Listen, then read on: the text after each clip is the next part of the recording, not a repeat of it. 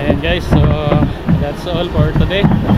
So para sa pang 11 araw natin ng ating 90 days jogging challenge. Ayan. So medyo marami na yung nararamdaman natin. Sakit, medyo matindi na ng patindi, pero okay lang yan, ganun talaga. Paninibago yung katawan natin. So need lang nating tiisin. Sana matiis. Ayan. So muli, kung nakaabot ka pa sa part na to ng ating video, huwag kakalimutan na i-like at mag-comment na rin. Then syempre huwag kakalimutan na i-follow yung ating page. Naanyayahan ko kayo na manood sa aking daily premiere every 7:30 PM.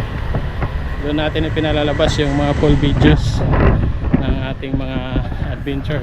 Sa ngayon, itong 90 days jogging challenge natin. Minsan pag nakakapag-rides tayo, ayan yung mga rides natin. Okay, so muli hanggang dito na lang.